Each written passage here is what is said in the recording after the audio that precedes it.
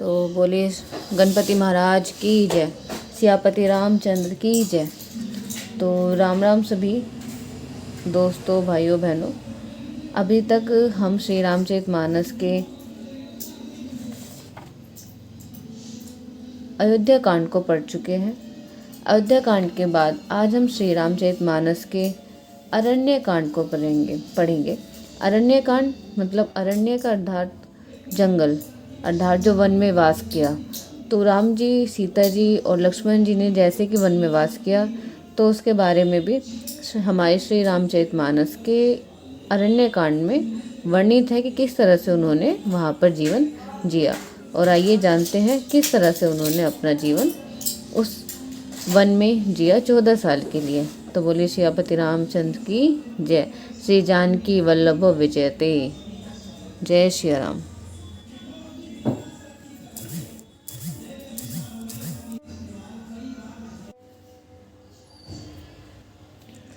तो जैसे कि अरण्य कांड हमारा शुरू होता है, सबसे पहले श्लोक से शुरुआत है। मूल धर्मोत्तरे विवेक जलधे पूर्णमांत नंदनन वैराग्यभुंज भास्कर हास्यघन ध्वनापहम तापहम मोहाभ्रमो पुगपाट नवधेतो स्वशंभु शंकरा वंदे ब्रह्मणकूल कलशमन श्री राम भूमि प्रियम। अर्थात धर्म रूपी वृक्ष के मूल, विवेक रूपी समुद्र को आनंद देने वाले पूर्ण चंद्र, वैराग्य रूपी कमल को विकसित करने वाले सूर्य, पाप रूपी घोर अंधकार को निश्चय ही मिटाने वाले, तीनों तापों को हरने वाले, मोह रूपी बादलों के समूह को छिन्न भिन्न करने वाले, क्रिया में आकाश से उत्पन्न पवन स्वरूप ब्रह्मा जी के वंशज आत्मज तथा कलंक नाशक महाराज श्री राम जी के प्रिय श्री शंकर जी की मैं वंदना करता हूँ, जिनका शरीर जल युक्त मेघ के समान सुंदर श्यामवर्ण एवं आनंद घन है, जो सुंदर वाल्कलका पीत वस्त्र धारण किए हैं, जिनके हाथों में बाण है, धनुष है, कमर उत्तम तरकस के भार से सुशोभित है, कमल के समान विशाल नेत्र है और मस्तक पर जटाजूट धारण किए हैं। उन अत्यंत शोभायमान श्री सीता जी और लक्ष्मण जी सहित मार्ग में चलते हुए आनंद देने वाले श्री राम जी को मैं भजता हूँ। हे पार्वती, श्री राम जी के गुण है। पंडित और मुनि उन्हें समझकर वैराग्य प्राप्त करते हैं, परंतु जो भगवान से विमुख होते हैं उनका धर्म में प्रेम नहीं है, वे महामूढ़ उन्हें सुनकर मोह को प्राप्त होते हैं। पूर्ववासियों और भरत जी के अनुपम और सुंदर प्रेम का मैंने अपनी बुद्धि के अनुसार वर्णन किया, गान किया। अब देवता, मनुष्य और मुनियों के मन को भाने वाले प्रभु श्री राम जी वे अत्यंत पवित्र चरित्र सुनो, जिन्हें वे वन में कर रहे हैं। तो एक बार सुंदर फूल चुनकर श्री राम जी ने अपने हाथों से भांति भांति के गहने बनाए और सुंदर स्फटिक शिला पर बैठे हुए प्रभु ने आदरता के साथ वे गहने श्री सीता जी को पहनाए। देवराज इंद्र का मुख पुत्र जयंत कोय का रूप बनाकर श्री रघुनाथ जी का बल देखना चाहता है, जैसे महान मंदबुद्धि चींटी समुद्र का था पाना चाहती है। वह मूढ़ मंदबुद्धि कारण से भगवान के बल की परीक्षा करने के लिए बना हुआ कौवा सीता जी के चरणों में चोंच मारकर भागा। जब रक्त बह चला तब श्री रघुनाथ जी ने जाना और धनुष पर सरकंडे का बाण संहार किया। श्री रघुनाथ जी जो अत्यंत ही कृपालु हैं और जिनका दिनों पर सदा प्रेम रहता है, उनसे भी उस अवगुणों के घर मूर्ख जयंत ने जाकर छल किया। मंत्र से प्रेरित होकर वह ब्रह्म बाण दौड़ा। कौवा भयभीत होकर भाग चला। वह अपना असली रूप धरकर पिता इंद्र के पास गया, पर श्री राम जी का विरोधी जानकर इंद्र ने उनको नहीं रखा। तब वह निराश हो गया। उसके मन में भय उत्पन्न हो गया, जैसे दुर्वासा ऋषि के चक्र से भय हुआ था। वह ब्रह्मलोक, शिवलोक और आदि समस्त लोकों में थका हुआ और भय शोक से व्याकुल होकर भागता फिरा, पर रहता तो दूर रहा। किसी ने उसे बैठने तक के लिए नहीं कहा। श्री राम जी के द्रोही को कौन रख सकता है। काकभूषुंडी जी कहते हैं कि हे गरुड़, सुनिए, उसके लिए माता मृत्यु के समान, पिता यमराज के समान और अमृत विष के समान हो जाता है।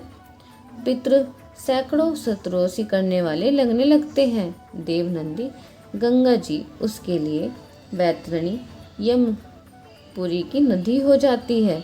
हे भाई सुनिए, जो श्री रघुनाथ जी से विमुख होता है, समस्त जगत उसके लिए अग्नि से भी अधिक गर्म जलाने वाला हो जाता है। नारद जी ने जयंत को व्याकुल देखा तो उन्हें दया आ गई, क्योंकि संतों का चित्त बड़ा कोमल होता है। उन्होंने उसे समझाकर तुरंत श्री राम जी के पास भेजा। उसने जाकर पुकार कर कहा, हे शरणागत हितकारी, मेरी रक्षा कीजिए। आतुर भयभीत जयंत को जाकर श्री राम जी के चरण पकड़ लिए और कहा, हे दयालु रघुनाथ जी, रक्षा कीजिए, रक्षा कीजिए।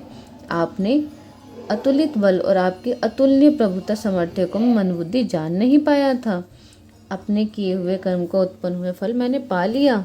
अब हे प्रभु मेरी रक्षा कीजिए, मैं आपकी शरण तक कर आया हूँ।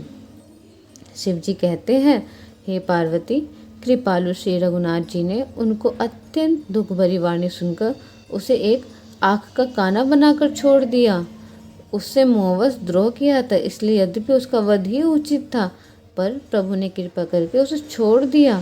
श्री राम जी के समान कृपालु और कोई नहीं, और कौन होगा। चित्रकूट में बसकर श्री रघुनाथ जी ने बहुत से चरित्र किए जो कानों के अमृत के समान प्रिय हैं। फिर कुछ समय पश्चात श्री राम जी के मन में ऐसा अनुमान हुआ कि अब सब लोग जान गए हैं, यहाँ बड़ी भीड़ हो जाएगी, इसलिए सब मुनियों से विदा लेकर सीता जी सहित दोनों भाई चले। जब प्रभु अत्रि जी के आश्रम में गए तो उनका आगमन सुनते ही महामुनि हर्षित हो गए, शरीर पुलकित हो गया। अत्रि जी ने उठकर दौड़े। उन्हें दौड़ा आते देखकर श्री राम जी को और भी शीघ्रता से चले आए। दंडवत करते हुए श्री राम जी ने उठाकर मुनि को हृदय से लगा लिया और प्रेम आंसू के जल से दोनों जनों के दोनों भाइयों को नहला दिया। श्री राम जी की छवि देखकर मुनि के नेत्र शीतल हो गए। तब वे उनकी आदरपूर्वक अपने आश्रम में ले आए। पूजन करके सुंदर वचन कहकर मुनि ने मूल और फल दिए, जो प्रभु के मन को बहुत बहुत रुचे। प्रभु आसन पर विराजमान है। नेत्र भरकर उनकी शोभा देखकर परम प्रवीण मुनियों को श्रेष्ठ हाथ जोड़कर स्तुति करते हैं और कहते हैं, नमामि भक्त वत्सला कृपालु शील कोमला भजामि ते पदा भुजो अकामीना स्वाधा मंद। अर्थात हे भक्त वत्सल, हे कृपालु, हे कोमल स्वभाव वाले, मैं आपको नमस्कार करता हूँ। निष्काम पुरुषों के समय पुरुषों को अपना परम धाम देने वाले आपके चरण कमलों को मैं भजता हूँ।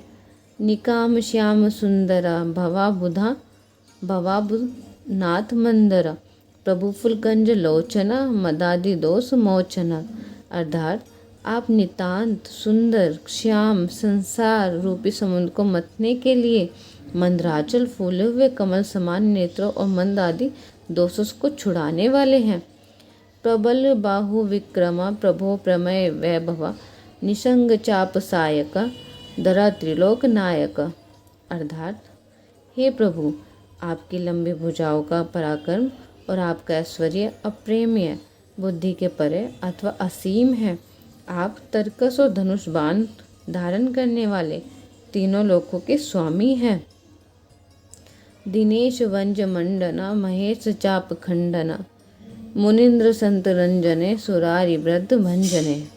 अर्थात सूर्य वंश के भूषण महादेवों के धनुष को तोड़ने वाले, मुनिराजों और संतों को आनंद देने वाले तथा देवताओं के शत्रु असुरों के समूह को नाश करने वाले हैं। मनोज वैरी वंदती अजाति देव सेविति विशुद्ध बौद्ध विग्रह समस्त दूसरापह। अर्थात आप कामदेव शत्रु महादेव जी के द्वारा वंदित ब्रह्मा और देवताओं से सेवित विशुद्ध ज्ञान में विग्रह और समस्त दोषों को नष्ट करने वाले हैं। नमामि इंदिरापति सुखाकर सतागति भजे सशक्ति सानुजो सचीपति प्रियानुजो। अर्थात हे लक्ष्मीपते, हे सुखों की खान और सत्पुरुषों की एकमात्र गति, मैं आपको नमस्कार करता हूँ। हे सचीपति, इंद्र के प्रिय छोटे भाई वामन जी, स्वरूपा शक्ति श्री सीता जी और छोटे भाई लक्ष्मण जी सहित आपको मैं भजता हूँ। तव दध मूल ये नरा भजंती हीन मत्सरा पताति नो भवावणे वितर्क वीचि संकुले। अर्थात हे मनुष्य, ढाह रहित होकर आपके चरण कमलों को सेवन करते हैं। वे तर्क वितर्क अनेक प्रकार के संदेह रूपी तरंगों से पूर्ण संसार रूपी समुद्र में नहीं गिरते, आवागमन के चक्कर में नहीं पड़ते। विविक्त वासिनी सदा भजन्ति मुक्तये मुदा निरस्य इंद्रियातिक प्रियातीते गति सवंक। अर्थात जो एकांतवासी पुरुष मुक्ति के लिए इंद्रियों का निग्रह करके उन्हें विषयों से हटाकर प्रसन्नतापूर्वक आपको भजते हैं, वे स्वकीय गति को अपने स्वरूप को प्राप्त होते हैं। तमेक मुंद प्रभु निराहमी श्रव विभु जगत गुरु च शास्त्रे तुरयमेव केवलः। अर्थात उन आपको जो एक अद्वितीय अद्भुत मायिक जगत से विलक्षण प्रभु, सर्व समर्थ, इच्छा रहित ईश्वर, सबके स्वामी, व्यापक, जगत गुरु, सनातन, नित्य, तुरई, तीनों गुणों सर्वथा पर और केवल अपने स्वरूप में स्थित है। भजामि भाव वल्लभा कुयोगिनी सुदुर्लभा स्वभक्त कल्प पादप समसुसे विहमवः। अर्थात तथा जो भाव प्रिय कुयोगियों के विषय पुरुषों के लिए अत्यंत दुर्लभ, अपने भक्तों के लिए कल्प वृक्ष अर्थात उनकी समस्त कामनाओं को पूरी करने वाले, समपक्षपात रहित तथा सदा सुखपूर्वक सेवन करने योग्य हैं, मैं निरंतर भजता हूँ। अनूप रूप भूपति न तो मुँह वर्जिता पति प्रसिद्ध में नमामिते पदाब्ज भक्ति देही में। अर्थात हे अनुपम सुंदर, हे पृथ्वीपति, हे जानकीनाथ, मैं आपको प्रणाम करता हूँ, मुझ पर प्रसन्न होइए, मैं आपको नमस्कार करता हूँ, मुझे अपने चरण कमलों की भक्ति दीजिए। पठन्ति ये सत इंद्र नरादरेण ते पद व्रजन्ति नात्र शयन तव दिए भक्ति संयुक्ता। अर्थात जो मनुष्य इस स्तुति को आदरपूर्वक पढ़ते हैं, वे आपकी भक्ति से युक्त होकर आपके परम पद को प्राप्त होते हैं, इसमें संदेह नहीं है। मुनि की विनती करके और फिर शीश नवाकर हाथ जोड़कर कहा, हे नाथ, मेरी बुद्धि आपके चरण कमलों को कभी न छोड़े। फिर परम शीलवती और विनम्र श्री सीता जी अत्रि जी की पत्नी अनुसुईया जी के चरण पकड़कर उनसे मिली।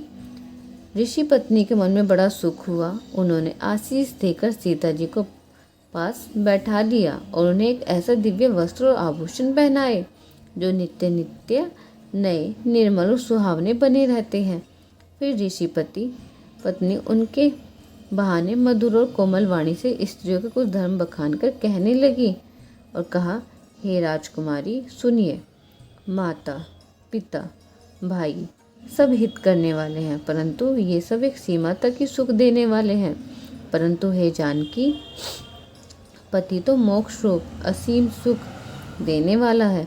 वह स्त्री अधम है जो ऐसे पति की सेवा नहीं करती।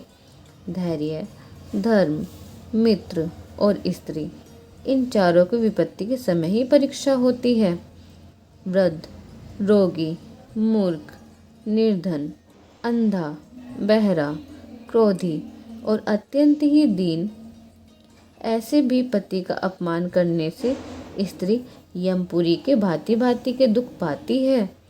शरीर, वचन और मन के पति के चरणों में प्रेम करना स्त्री के लिए बस एक यही धर्म है, एक ही व्रत है और एक ही नियम है।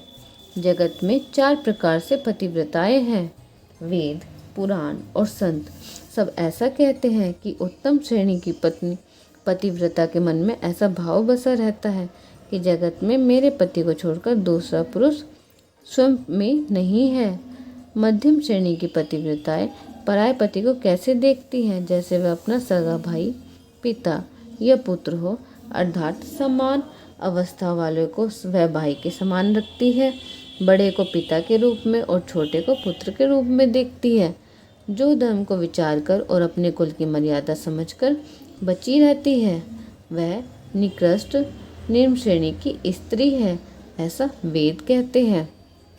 और जो स्त्री मौका ना मिलने पर यह भयवश पतिव्रता बनी रहती है, जगत में उसे अधम स्त्री जानते हैं। पति को धोखा देने वाली जो स्त्री पराये पति से रति करती है, वह तो 100 कल्प तक रौरव नकर में पड़ी रहती है। क्षण भर में सुखों के लिए जो 100 करोड़ असंख्य जन्मों को दुखों को नहीं समझती, उसके समान दुष्टा कौन होगी। जो स्त्री छल छोड़कर पति व्रत को धर्म को ग्रहण करती है, वह बिना ही परिश्रम के परम गति को प्राप्त होती है। किंतु जो पति के प्रति प्रतिकूल चलती है, वह जहाँ भी जाकर जन्म लेती है, वहीं जवानी पाकर भरी जवानी में विधवा हो जाती है। स्त्री जन्म से ही अपवित्र है, किंतु पति की सेवा करके वह अनायास ही शुभ गति प्राप्त कर लेती है। पतिव्रत धर्म के कारण ही आज भी तुलसी जी भगवान को प्रिय है और चारों वेद उनका यश गाते हैं। हे सीता, सुनो, तुम्हारा तो नाम ही ले लेकर स्त्रियाँ पतिव्रत धर्म का पालन करेंगी। तुम्हें तो श्री राम जी के प्राणों का समान प्रिय है। यह पतिव्रत धर्म की कथा तो मैंने संसार हित के लिए कही है। जानकी जी सुनकर बड़ा सुख पाया और आदरपूर्वक उनके चरणों में शीश नवाया। तब कृपा की खान श्री राम जी ने मुनि से कहा, आज्ञा हो तो अब दूसरे वन में जाऊं। मुझ पर निरंतर कृपा करते रहिएगा और अपना सेवक जानकर स्नेह न छोड़िएगा। धर्म धुरंधर प्रभु श्री राम जी का वचन सुनकर ज्ञानी मुनि प्रेम पूर्वक बोले, ब्रह्मा शिव और सनकादि सभी परमार्थवादी तत्ववेता जिनकी कृपा चाहते हैं, हे राम जी, आप वही निष्काम पुरुषों की भी प्रिय और दीनों के बंधु भगवान हैं, जो इस प्रकार कोमल वचन बोल रहे हैं। अब मैंने श्री लक्ष्मी जी की चतुराई समझी, जिन्होंने सब देवताओं को छोड़कर आप ही को भजा। जिसके समान सब बातों में अत्यंत बड़ा और कोई नहीं है, उसका शील भला ऐसा कौन न होगा। मैं किस प्रकार कहूँ कि हे स्वामी, अब आप जाइए। हे नाथ, आप अंतर्यामी हैं, आप ही कहिए। ऐसा कहकर धीर मुनि प्रभु को देखने लगे।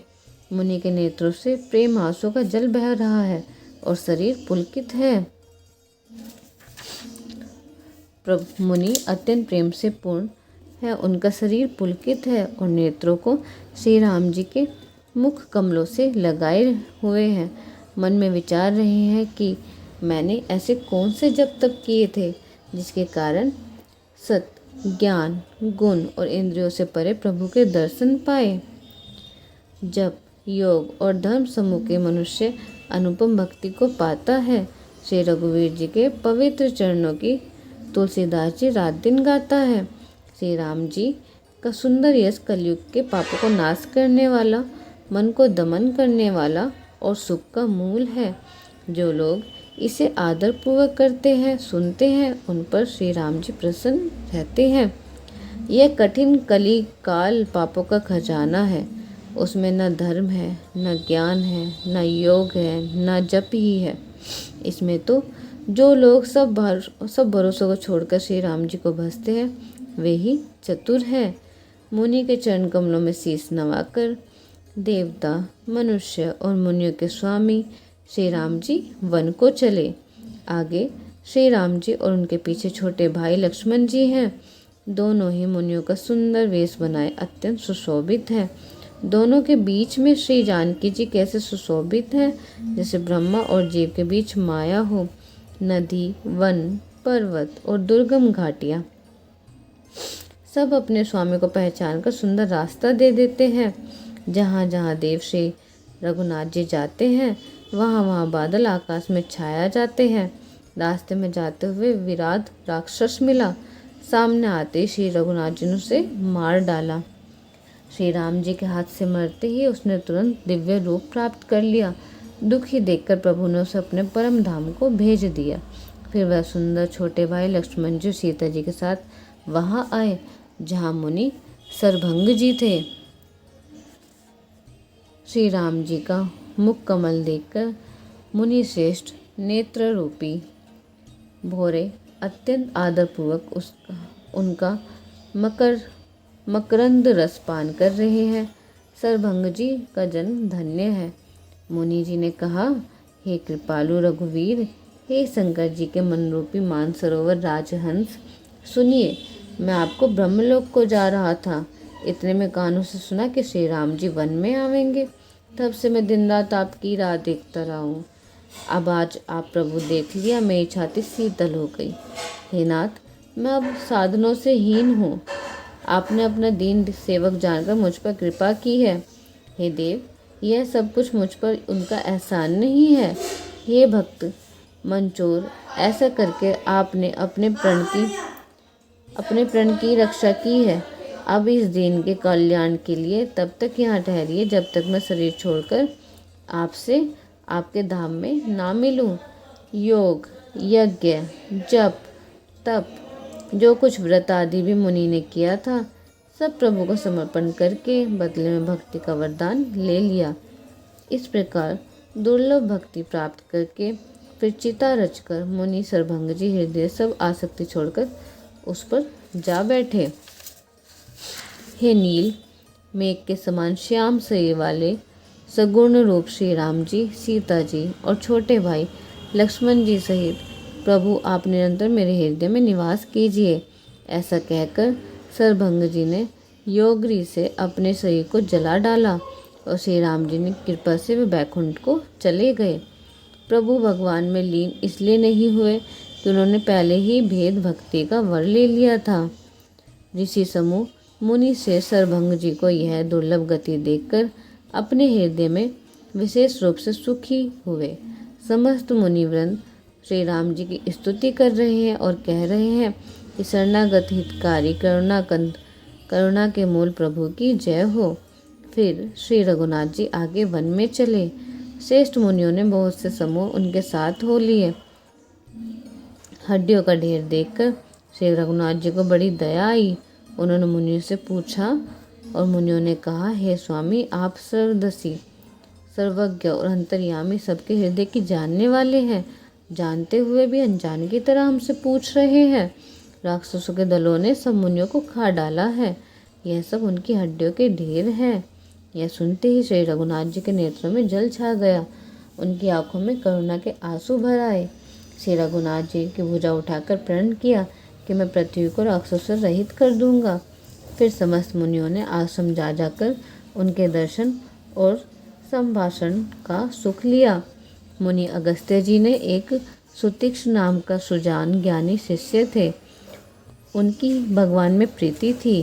वे मन, वचन और कर्म से श्री रघुनाथ जी, श्री राम जी के चरणों के सेवक थे। उन्हें स्वप्न में भी किसी दूसरे देवता का भरोसा नहीं था।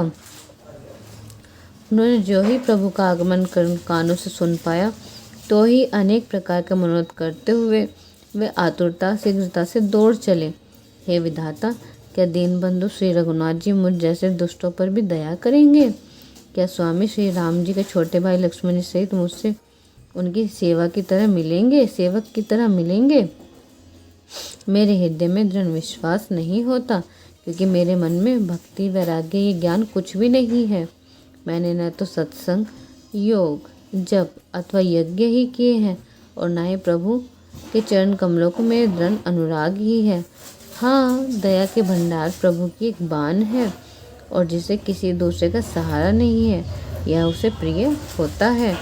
भगवान के इस बान का स्मरण करते ही मुनि आनंद मग्न होकर मन ही मन कहने लगे, आह, भवबंधन से छुड़ाने वाले प्रभु के मुखार बिंदों को देखकर आज मेरा नेत्र सफल होंगे। शिव जी कहते हैं, हे भवानी, ज्ञानी मुनि प्रेम में पूर्ण रूप से निमग्न है, उसकी दशा कहीं नहीं जाती है। तो बोलिए सियापति रामचंद्र की जय। तो दोस्तों, आज मैंने श्री रामचरितमानस के अरण्य कांड का अभी थोड़ा सा ही पढ़ा है। आगे हम और पढ़ेंगे अगले पाठ में। तब तक के लिए राम राम, और जय सिया राम। बोलो सियापति रामचंद्र की जय। और ऐसे ही सुनते रहिए हमारे